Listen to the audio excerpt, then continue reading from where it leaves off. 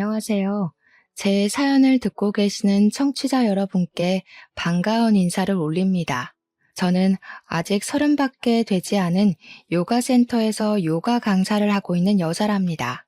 고작 나이 30에 어떤 일을 겪었길래 이곳을 찾아와 사연을 쓰고 있는지 무척이나 궁금하실 것 같습니다.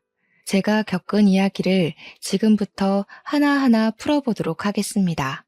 저의 언니 같은 마음으로 혹은 엄마 같은 마음으로 같이 화를 내주시고 욕을 해주시면서 끝까지 들어주시면 감사하겠습니다.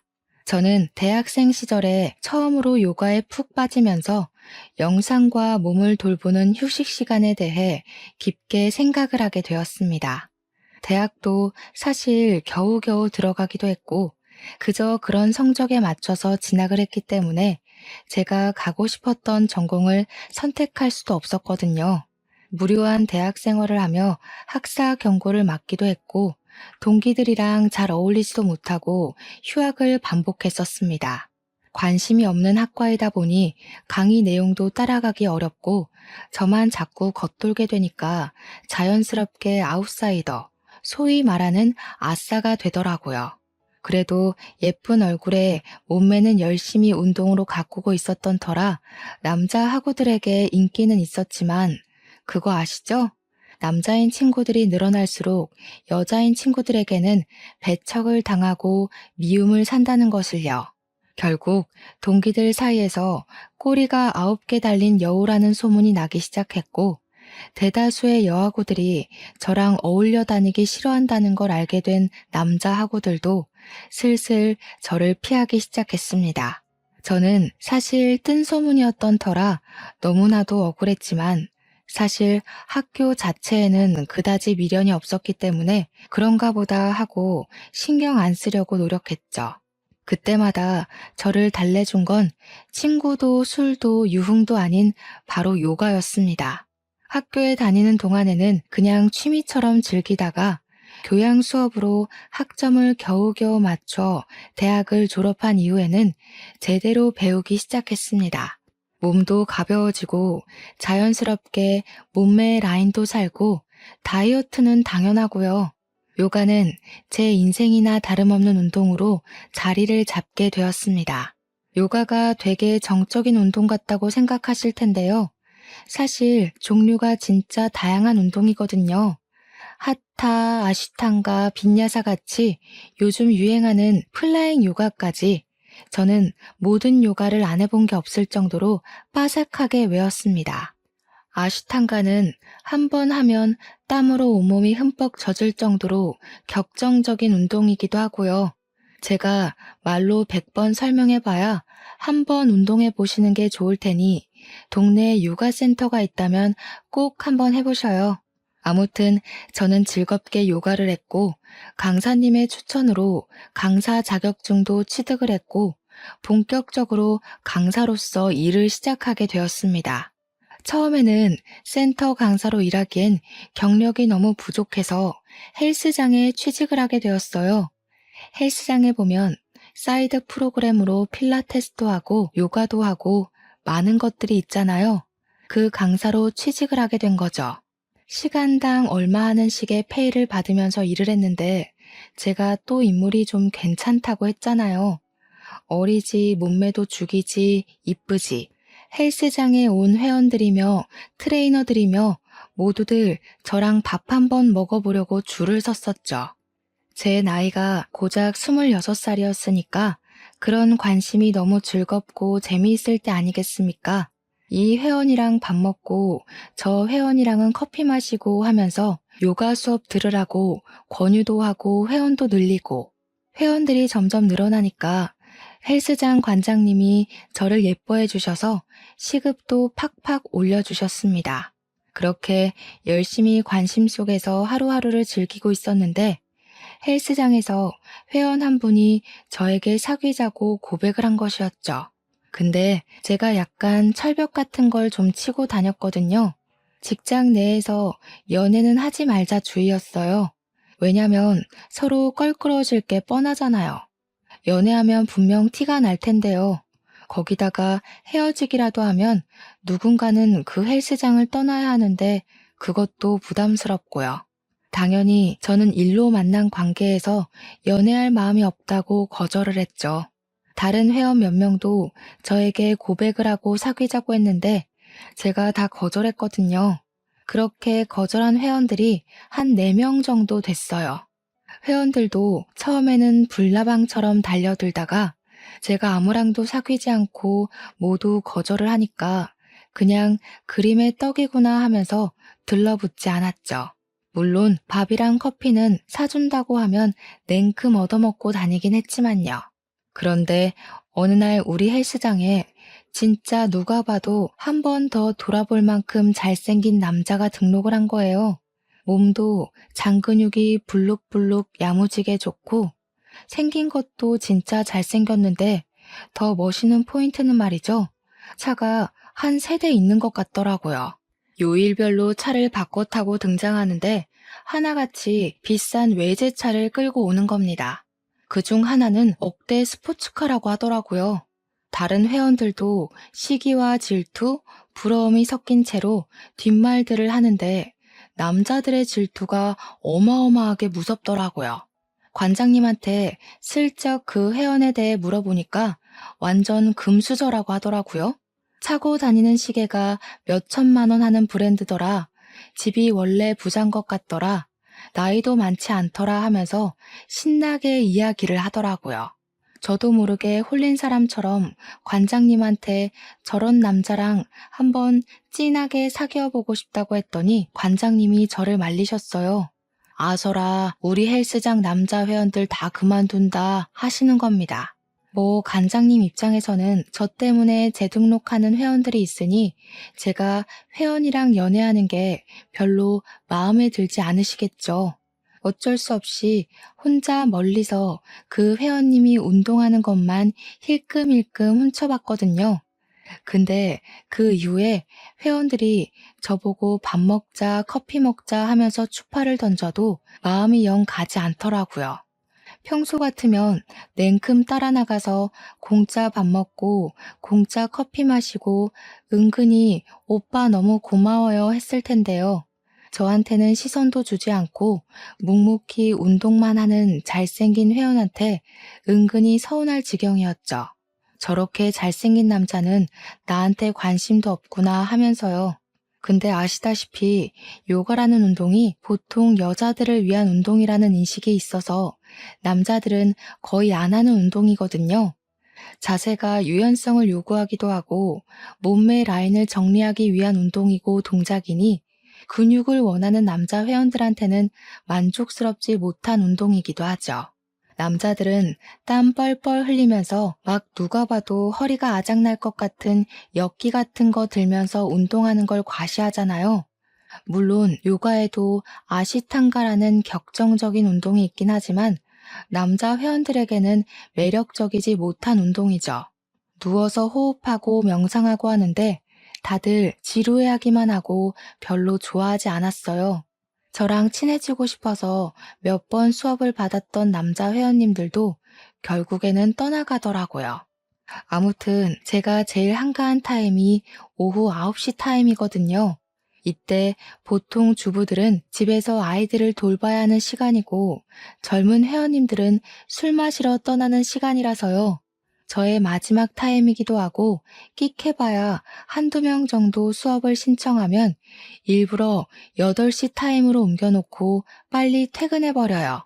관장님도 그 정도는 눈 감아 주시고요. 근데 그 금수저 회원님께서 덜렁 9시 요가를 신청해 두신 거 있죠? 더 신이 났던 건 9시 타임에 금수저 회원님 말고 다른 분들은 아무도 신청을 안 했더라고요. 평소 같으면 8시 타임으로 당기고 1시간 일찍 하는 퇴근을 꿈꿨을 텐데 제가 이런 절호의 기회를 놓칠 수 없죠. 일부러 9시까지 기다렸다가 완전 1대1 맞춤 수업으로 요가를 했어요. 어떻게 해서든지 흥미를 주고 싶은 마음에 어려운 동작들은 피하고 PT랑 비슷한 동작들로 커리큘럼을 수정해서 맞춤형 운동을 보여드렸죠. 1시간이 너무 순식간에 사라지고 수업이 끝났는데 저한테 요가가 이렇게 격정적인 운동인지 몰랐다고 생각보다 너무 재밌다고 해주셨어요. 처음으로 금수저 회원님과 말을 섞게 된 것이었는데 정말 목소리도 완전 중저음으로 좋더라고요. 와, 이 남자 진짜 인기 많겠다. 나 같은 건 넘볼 놈이 아니었구나 싶어서 한편으로는 슬프기도 했고요. 별다른 말 없이 안녕히 가세요 하고 퇴근할 준비를 하려고 하는데 회원님께서 저에게 다시 말을 걸어 오셨습니다. 혹시 이 수업 시간에 사람이 없나요? 하시길래 양심에 좀 찔리긴 했지만 그렇다고 대답을 했죠. 그러니까 오늘 수업을 받아보고 요가에 흥미가 생겼다면서 혹시 1대1 수업도 가능하냐고 물어보시더라고요. 제가 1대1 개인 레슨을 하긴 하는데 아무래도 단체 수업은 헬스장 프로그램에 포함된 가격이라 좀 저렴하고 1대1은 비싸거든요. 거기다가 시간도 오전 타임에 1대1 수업을 진행하고 저녁 타임은 단체 수업으로 진행한단 말이죠. 저녁 타임에 해야 오는 회원님들도 많아서 수업 분위기도 훨씬 흥분되거든요. 1대1 수업을 원하시면 시간대는 언제가 좋으시냐고 물어보니까 저녁 9시 타임이 딱인 것 같다고 하시더라고요.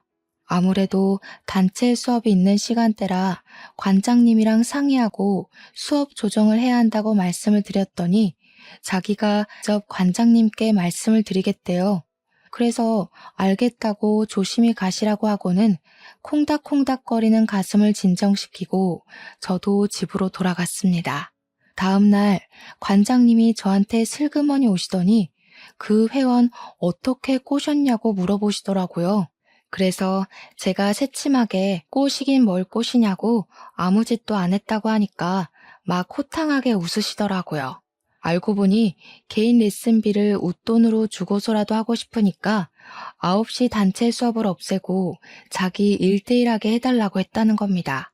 그러면서 레슨비 엄청 높게 맞췄다고 저한테 보너스를 주시겠다고 하는데 그런 건 귀에 들리지도 않더라고요. 돈으로 시간을 사겠다는 그 재력이 뿅가게 멋있는 거예요, 진짜. 관장님이 제가 멍한 표정으로 이야기를 듣고 있으니까 넌지시 연애를 하고 싶으면 다른 회원들 모르게 하라고 하시더라고요. 아무래도 회원들 재등록에 영향을 끼치긴 하니까 알겠다고, 근데 그럴 기미는 사실 안 보인다고 대답했죠. 그 다음 날부터 진짜로 밤 9시에 금수저 회원님과 1대1 수업을 시작하게 되었습니다. 보통의 개인 레슨은 일주일에 2번 혹은 3번 정도 하는데 주 5일 내내 하고 싶다고 말씀을 하시더라고요. 처음 그 이야기를 했을 때 나한테 관심이 있나? 했는데 저를 그렇게 붙잡아 둔 것 치고는 정말 수업 내내 잡소리 하나 없이 요가만 했다는 게 함정이었습니다. 아시탄가 하다가 지루할 것 같아서 하타도 하고 빈야사도 하고 했더니 이렇게 다양한 요가가 있는지 몰랐다며 즐거워하시더라고요. 요가를 하면서 은근히 터치도 이루어지고 요가복이라는 게 솔직히 몸매가 확실히 드러나는 옷이잖아요. 근데 꿈쩍을 안 하더라고요. 약간 못 꼬신 남자가 없었던 인생에 처음으로 벽이 느껴져서 자존심이 상하기도 했습니다. 그렇게 한 3주일쯤 지났나? 제가 회원님에게 질문을 하게 되었죠. 회원님, 이번 달 수업은 일주일 남았는데 다음 달에도 재등록하실 건가요? 하니까 네 하시더라고요. 그래서 제가 농담이랍시고 혹시 요가 강사 하려고 하시는 거냐고 매일같이 이렇게 열심히 하시는 분은 이 헬스장 다니면서 처음 본다고 했죠. 그러니까 저한테 요가 강사가 꿈은 아닌데 재미가 있어서 하는 거라고 하시더라고요. 그래서 네, 네, 알겠습니다. 다음 달에도 연장하시는 걸로 알게요. 하고 1대1 요가를 쭉 이어나갔죠. 그렇게 강습한 지 3개월이 꽉 찼어요. 그동안 관장님은 덕분에 레슨비로 돈 많이 벌게 되었다고 인센티브까지 팍팍 주셨습니다. 3개월을 내리 매일매일 요가 수업을 하다 보니까 이제 동작도 뭐 더 나아갈 게 없더라고요. 곧잘 따라 하시기도 하고 수업이라는 게 좀 돌려막기식으로 진행되다 보니까 제가 양심에 찔리는 수준까지 갔어요. 저야 돈 벌면 좋긴 한데 저한테 관심이 하나도 없고 수업만 열심히 듣는 열성 회원을 등쳐먹는 듯한 기분이 들어서요. 3개월 수업이 종료되는 날 말을 했죠. 이제 동작 다 알고 계시니까 혼자 하셔도 충분하실 것 같다고요. 제가 뭐 더 교정해 드릴 부분도 없는 것 같고 동작 맞춤 요가 음악이 필요하시면 따로 보내드리겠다고 나름 친절을 베풀었습니다. 그러니 금수저 회원님께서 저를 빤히 보시면서 그러더라고요. 저 동작 한 달 만에 다 외웠는데요. 라고요. 순간 무슨 의미인가 이해가 안 돼서 속으로 그래서 어쩌라고가 튀어나왔지만 그냥 웃고 말았죠. 칭찬은 고래도 춤추게 한다니까 그런 것 같다고 너무너무 잘하시더라. 앞으로 혼자 하셔도 될 것 같다. 꾸준하게 하시면 라인이 더 살아날 거다 했죠. 그러니까 그분이 저한테 제가 불편하세요? 하고 물어보시는 겁니다. 불편할 리가 있나요? 이 잘생긴 얼굴을 오래오래 보고 싶은 마음이라고 말하고 싶었지만 꾹 참았죠. 솔직하게 이야기하는 게 좋겠다 싶어서 불편한 건 아니지만 제가 양심에 좀 찔린다고 이야기를 했어요. 다 아시는 동작들이고 저 없어도 충분히 가능하실 텐데 그 비싼 돈 주고 저는 고작 옆에서 같이 운동해 드리는 거밖에 못하지 않냐고요. 그러니까 회원님이 피식 웃으면서 자기는 저랑 같이 운동을 하고 싶어서 강사님의 시간을 돈 주고 산 거라고 하더라고요. 헐, 순간 이게 뭐야? 그린라이트인가? 싶어서 눈만 껌뻑껌뻑 하고 있으니까 가지런한 치아를 보이면서 싹 웃는데 진짜 어른들이 왜 남자 얼굴 뜯어먹고 사는 거라고 잘생긴 남자를 만나라고 침 튀기면서 이야기를 하는지 알겠더라고요. 세상에 잘생긴 남자를 보면 머리 끝까지 차오른 화도 쑥 가라앉는다는 말이 실감이 났어요. 그러더니 멍하니 있는 저한테 다음 달부터는 같이 운동 못하는 걸로 알겠다고 하더라고요. 순간 내 입이 방정이었구나 아쉽다 하고 있었죠. 괜히 혼자 하라는 소리를 해가지고 이 사달을 만드는구나 하면서 우물쭈물하는데 갑자기 제 손을 딱 잡더라고요. 이제는 일로 만나는 사이 말고 사적으로 보는 사이 하자고요. 순간 제 심장이 저 지하 주차장까지 내려갔다가 다시 올라온 듯한 기분을 느꼈습니다. 저도 모르게 너무 좋아서 푼수처럼 고개를 막 끄덕였어요. 아, 그때 좀 새침하게 굴었어야 했는데 말이죠. 아무튼 그날 뒷정리를 하고 씻고 나왔는데 저를 기다리고 있더라고요. 같이 나가자고요. 어차피 금수저 회원님이 마지막 회원이었고 헬스장에도 사람이 드문드문 있어서 같이 나왔습니다. 집까지 데려다 주겠다고 하길래 이대로 헤어지기는 아쉬워서 혹시 배는 안 고프냐고 물어보니까 자기는 몸을 만드는 중이라 저녁 6시 이후에는 금식하는 중이라고 하더라고요. 아쉬워서 아, 네 하고 대답을 하고 집 주소를 불렀더니 저한테 밥은 안 먹어도 커피는 마신다면서 커피를 마시러 가자고 하더라고요. 완전 밀당의 고수가 아니겠습니까? 냉큼 좋다고 고개를 끄덕였죠. 카페에 도착해서 저는 달달한 케이크를 먹고 회원님은 커피를 마시는데 저한테 그런 단 거 먹고도 살이 안 찌는 거냐고 물어보시더라고요. 운동을 오래 해서 그런지 기초 대사량이 높아서 괜찮은 것 같다고 그리고 여자는 적당히 볼륨감도 있어야 하지 않겠냐고 너스레를 떨었습니다. 그날 카페에 앉아서 2시간 넘게 대화를 나눴어요. 나이도 저보다 4살 연상이라는 것을 알았고 증권회사에서 억대 연봉을 받으며 일을 하는 증권회사원이라는 것도 알게 되었죠. 집까지 그 비싼 차로 데려다주고 조심히 가라고 인사를 하는데 저한테 입을 맞추더라고요. 제가 놀래서 헉 소리를 내니까 앞으로 우리 이제 사귀는 거다 하면서 가더라고요. 그렇게 남자친구가 생겼습니다. 당연히 헬스장에서는 비밀로 하기로 하고 사귀기 시작했지만 그게 쉽게 숨겨질 리가 없지 않겠습니까? 관장님이 먼저 눈치를 채고는 절대 다른 회원들에게는 비밀로 해달라고 신신당부를 하시길래 약속까지 걸었습니다.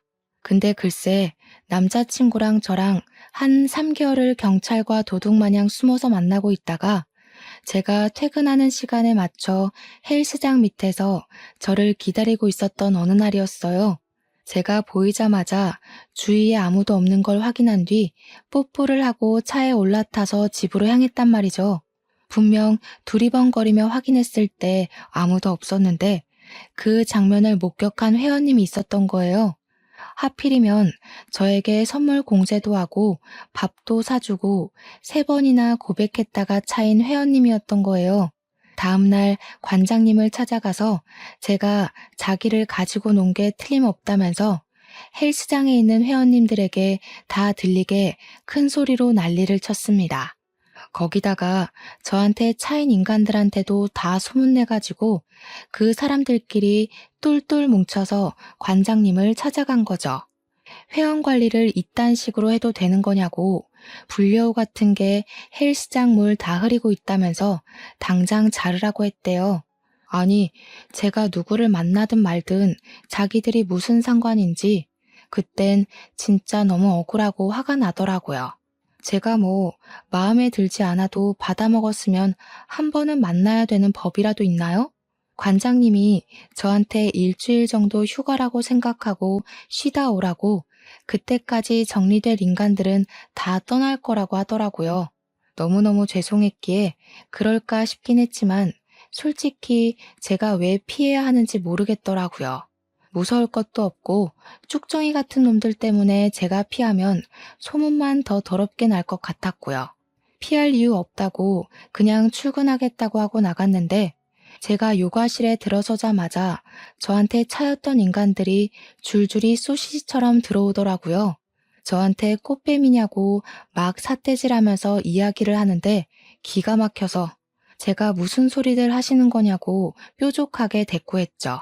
그러니까 자기들이랑 밥 먹고 커피 마시고 살랑살랑 굴더니 연애는 돈 많고 잘생긴 놈이랑 하는 거 아니냐고, 관장님이 정리될 때까지 성격 죽이고 참으라고 했는데 저런 소리를 듣고 어떻게 참겠습니까? 바로 그냥 질러버렸죠.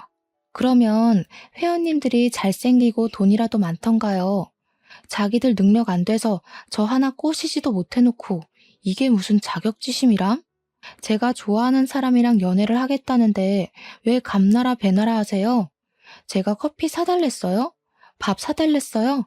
먼저 사주겠다고 나가자고 하더니 왜 저를 꽃뱀으로 만들어요?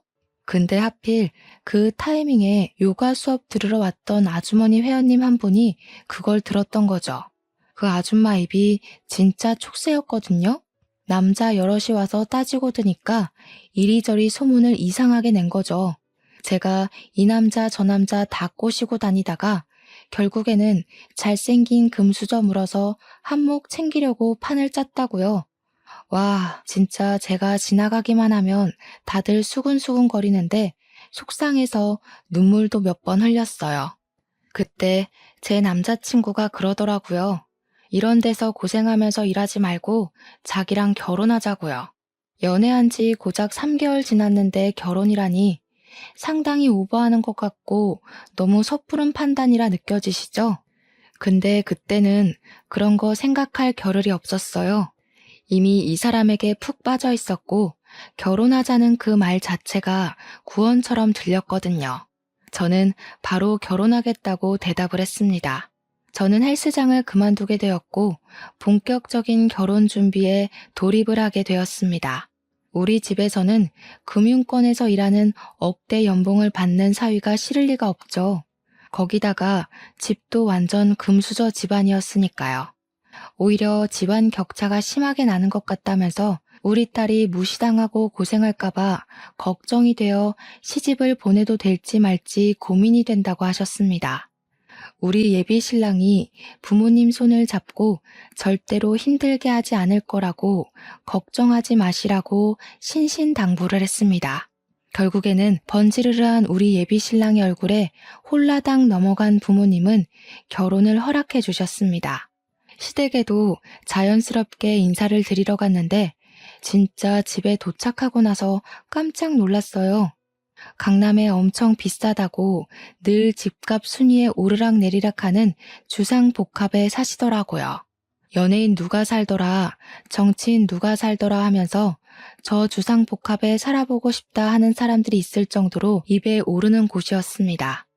엘리베이터에서 느껴지는 고급스러움에 완전히 주눅이 들었죠. 아무튼 시댁에 갔는데 시부모님이 저를 반갑게 맞아주셨어요. 그런데 시부가 저한테 직업이 뭐냐고 물어보시는 겁니다. 그래서 담담하게 요가 강사라고 대답했죠. 그러자 요가 강사? 그거 좀 그런 직업 아니니? 하면서 저를 아래 위로 쭉 훑어보셨어요. 제가 빈정이 상해서 그런 직업이 뭔데요? 하고 다시 물었더니 시모가 나서서 말려주셨어요. 기분 나빴으면 미안하다. 너네 시아버지 될 사람이 고지식한 사람이라서 그래. 나도 요가하는 거 엄청 좋아하는데 우리 며느리가 틈틈이 좀 가르쳐주고 하면 좋겠구나. 나이를 먹어서 그런지 요가 같은 거 하면 스트레칭도 되고 좋더라고. 시모가 살갑게 웃으면서 이야기를 해주시니까 저는 신이 나서 좋다고 대답했죠. 시부는 저를 약간 뜨뜨미지근하게 대하시면서 몇 살이라고? 하고 또 한 번 질문을 하셨어요. 제가 27살이라고 대답을 하니까 고개를 끄덕이시더라고요. 아직 20대 후반이면 뭐 한두 살 더 어렸으면 좋았겠지만 말이야. 애 낳기는 나쁘지 않은 나이로구나. 너는 이 집에서 아무것도 할 일 없다. 그냥 아들만 줄줄이 낳으면 된다 이 말이야. 우리 집이 손이 아주 귀한 집이거든. 내가 3대 독자고 우리 아들이 4대 독자다 이 말이야. 네가 아들을 하나 낳아주면 차를 바꿔줄 거고 둘을 낳으면 강남에 집을 떡하니 사줄 거고 셋을 낳아오면 내 건물을 하나 증여해주마. 저는 그 말에 입을 떡 벌렸습니다. 아들만 낳아오면 된다는 말을 귀에 딱지가 앉을 정도로 들었어요. 그리고 결혼식도 정말 연예인 부럽지 않게 성대하게 올렸습니다. 집안의 4대 독자가 결혼을 한다는데 다른 집안에 얕보이면 안 된다고 하시면서 드레스도 해외에서 공수해온 드레스로 맞춰주셨고요. 식대가 1인당 18만 원이나 하는 누구나 알 법한 호텔에서 결혼식을 올렸습니다. 신혼집은 남편이 혼자 살고 있었던 집에 몸만 쏙 들어갔습니다. 저희 집에서 혼수를 바꿔주시겠다고 했는데 남편이 싹 거절했어요. 신제품으로 바꾼 지 얼마 안 됐다고 집안 살림 다 바꾸면 돈 낭비하는 거라고 나중에 노후 자금 쓰시라고 하더라고요. 하나하나 배려해주는 남편의 말에 우리 가족들 모두 감동을 받았죠. 저는 결혼을 한 이후에 요가 강사 자리를 포기하지 않았고 재빨리 헬스장에서 일했던 경력을 토대로 요가 센터를 돌면서 면접을 보았습니다. 어쨌든 사회에서 예쁜 얼굴은 모든 일에 플러스 되는 요인이기도 하죠. 저는 바로 취직을 할 수 있었고 꽤 큰 센터에서 일을 하게 되어 월급도 매우 괜찮은 수준으로 협의를 보게 되었습니다. 남편에게도 취직을 했다고 자랑을 하니까 갑자기 버럭하더라고요. 아버지 말씀 뭘로 들은 거냐고. 우리 빨리 임신을 해야 하는데 대뜸 취직이 무슨 소리냐고요. 아직 27살밖에 되지 않았으니까 하루빨리 자식들 줄줄이 낳고 나면 몸 회복도 빠를 거고 출산 후에 요가 강사해도 되지 않냐고 하더라고요. 출산하면 여자 몸이 얼마나 망가지는데 하루아침에 요가 강사 일을 할 수 있겠습니까?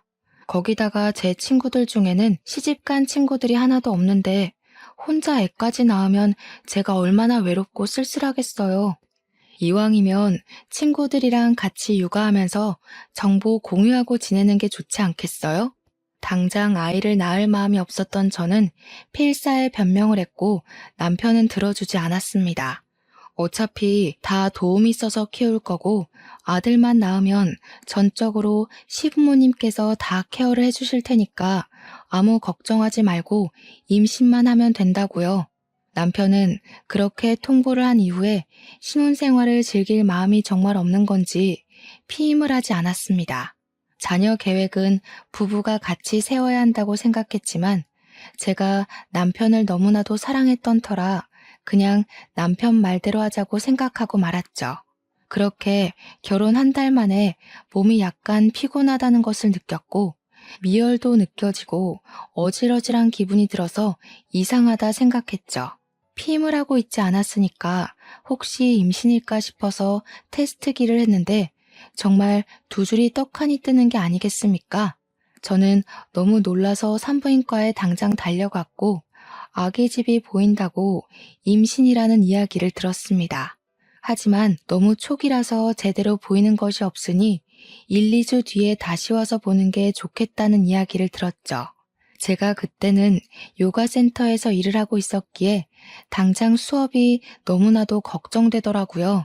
인계를 받을 수 있는 강사가 없어서 센터에는 임신 소식을 알리긴 했으나 한 달 동안 사람을 구하는 기간을 드리고 일을 해주겠다고 약속했습니다.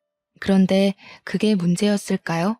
임신 7주 차에 그만 계류 유산이 되고 말았던 것이죠. 저는 고 싶지 않았습니다. 의사 선생님은 친절하게 설명을 해주셨어요. 계류 유산이 된 건 산모의 탓이 아니라고도 하셨죠.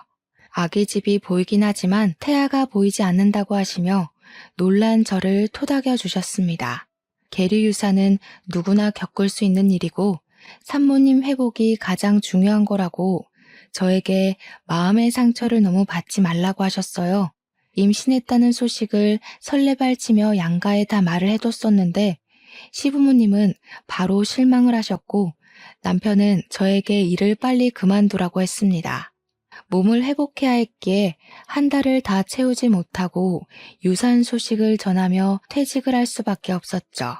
시부는 저에게 요가를 했다고 해서 자궁이 튼튼한 줄 알았는데 요가한답시고 나가서 딴짓을 하고 온 건 아니냐고 비수를 꽂으셨어요. 시모는 그런 시부를 나무라며 초기엔 그런 일이 많으니까 앞으로는 조심하면 되는 거라고 그런 소리 하지도 말라고 제 편을 들어주셨습니다. 저는 소파 치료술을 했고 다행히 나이가 어려서 그런지 몸은 빠르게 회복이 되었습니다. 남편은 산부인과에 쫓아와서 임신 준비를 언제부터 다시 시작하는 게 좋겠냐고 의사 선생님께 묻더라고요. 의사 선생님은 남편을 쓱 쳐다보더니 산모 몸이 안정되었다 느껴지면 준비를 하시라고 하며 저에게 영양제를 이것저것 권하셨습니다. 남편은 모조리 다 달라고 했고 엽산과 철분제 비타민 같은 것들을 먹으면서 다시 새롭게 임신 준비를 하자고 했죠. 저는 남편의 집착과 같은 감시 아래에서 매일같이 영양제를 하루에 3번씩 먹어야 했습니다. 하루는 제가 너무 지쳐서 이렇게까지 해야 되는 거냐고 물었더니 다 우리 부부 좋자고 하는 일이라고 하더군요. 어릴 때부터 아들 노래를 불렀던 집안에 아들을 안겨드리는 것만큼 효도가 어디 있겠냐고요. 그러면서 너도 하나만 낳으면 차 사준다고 하지 않았냐고 외제차 끄는 사모님 하고 싶지 않냐고 빨리 임신하자고 하더군요. 저는 울며 겨자 먹기로 매일같이 영양제를 먹어야 했고 정확히 유산한 지 6개월 만에 2번째 임신을 하게 되었습니다. 근데 제 나이가 1살 더 먹어서 28살이 되었잖아요. 1살 더 먹었다고 시댁에서 난리가 난 거죠. 하루라도 빨리 애를 낳아야 한 명이라도 더 낳을 수 있는 거 아니냐고 하면서 저를 엄청 쪼아댔습니다. 그때 마침 임신을 한 사실을 알게 되었고 이번에는 아기 심장 소리까지 확인을 할 수 있었습니다. 하지만 한 번 유산을 겪었던 터라 마음의 불안은 가시지 않았고 남편에게 우리 임신 3, 4개월이 될 때까지 비밀로 하자고 했죠.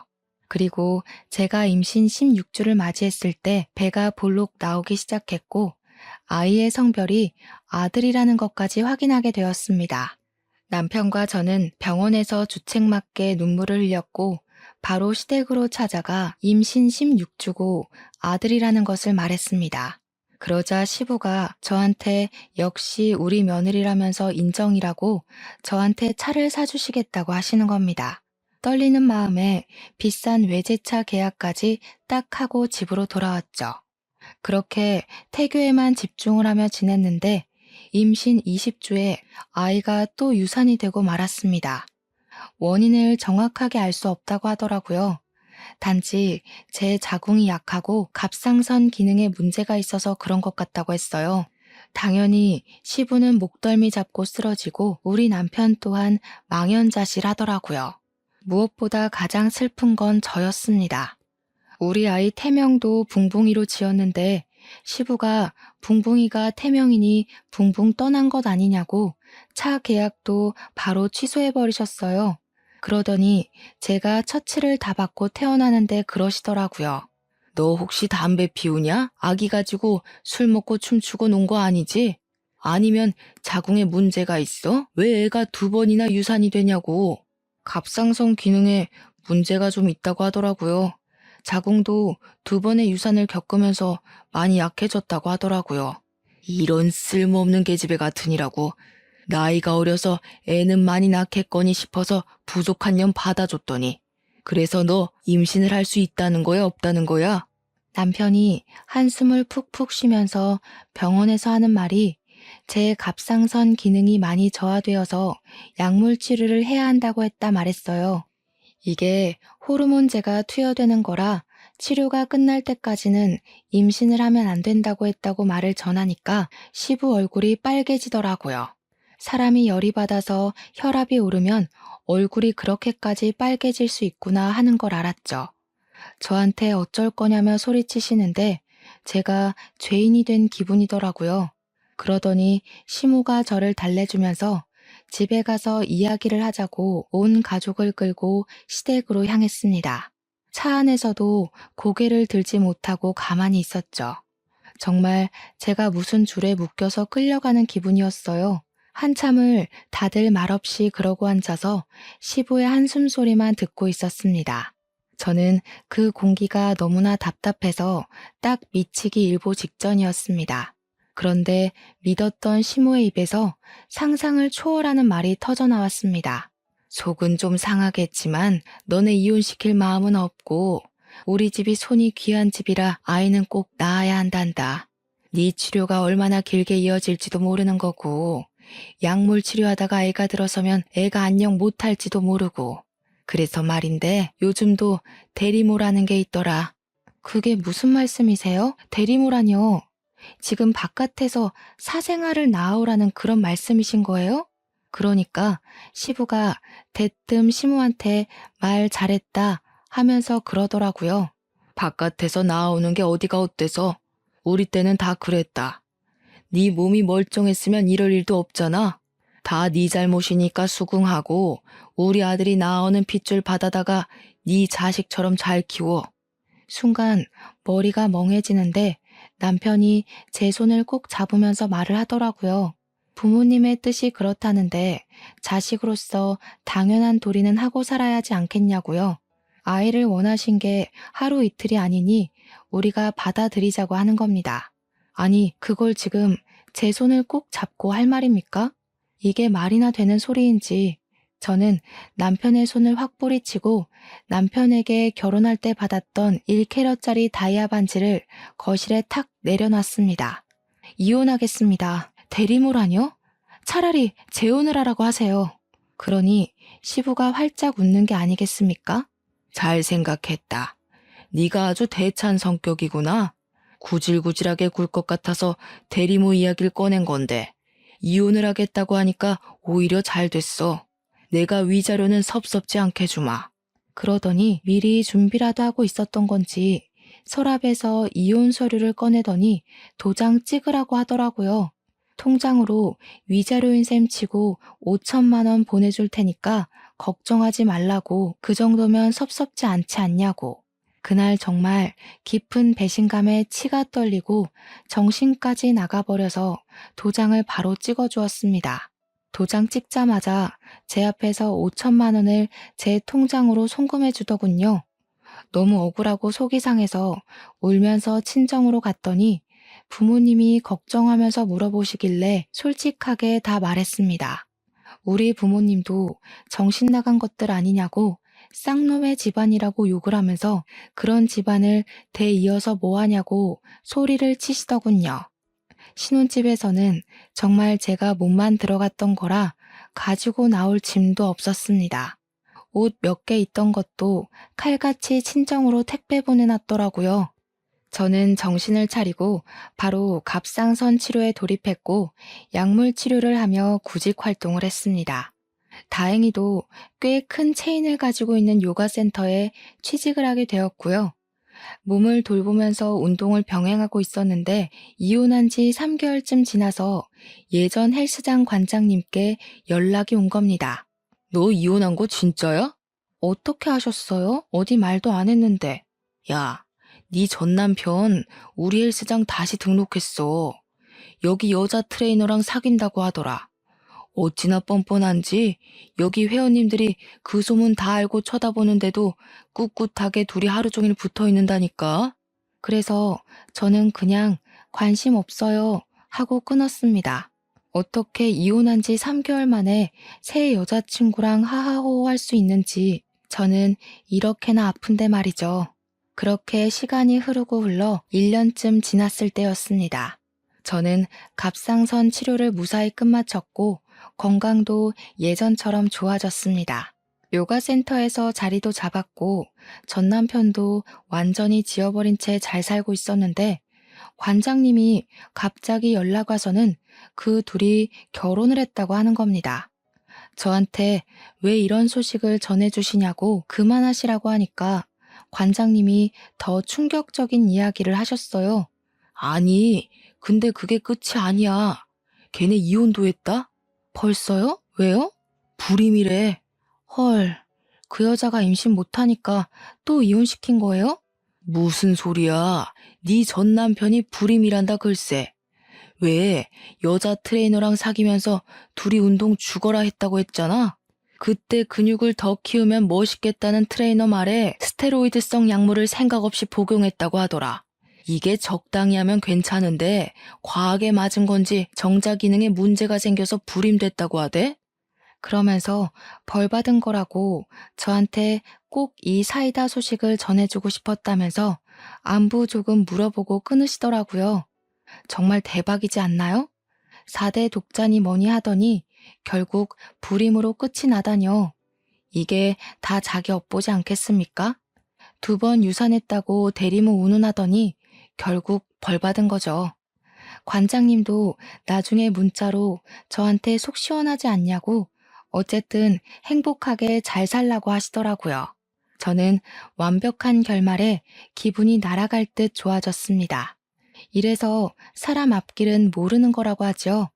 그 이후에 어떻게 알게 된 것인지 제가 일하는 요가 센터 앞으로 전 남편이 딱 한 번 찾아왔습니다. 제가 두고 갔던 1캐럿짜리 결혼 반지를 다시 주면서 저에게 다시 합치자고 1년 동안 저를 잊은 적이 단 한 번도 없다고 거짓말을 하더라고요. 제가 관장님의 연락을 받고 모든 걸 알게 된 건 꿈에도 생각 못하는 것 같았습니다. 이제 우리 부모님 아이에 대한 미련 없으셔. 내가 다 설득했으니까 우리 예전처럼 행복하게 살자. 무슨 소리야? 너 1년 동안 바빴잖아. 재혼도 하고 이혼도 하고. 그걸 네가 어떻게 알아? 심지어 약물 복용하다가 불임까지 됐다며? 4대 독자 어떡하니? 너네 부모님도 아이에 대한 미련이 없으실 수밖에 없지. 아들이 씨 없는 수박인데. 그러니까 억지로 제 손에 반지를 쥐어주면서 다시 잘해보자고 애원을 하길래 밭 밑에 보이는 하수구에 반지를 떨어뜨렸어요. 무려 1캐럿짜리 다이아 반지를요. 제가 하수구에 던지니까 전 남편이 사색이 되어서 그게 얼마짜린데 하는데 웃음이 나더라고요. 얼마짜리긴 이거 10개를 가지고 와도 너랑은 다신 안 만나지 이 고자 새끼야. 그리고 뒤돌아서 걷고 있는데 슬쩍 전 남편을 보니 하수구에 막대기 집어넣고 있더라고요.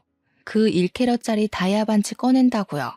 그래 봐야 시궁창 냄새가 사라지겠어요.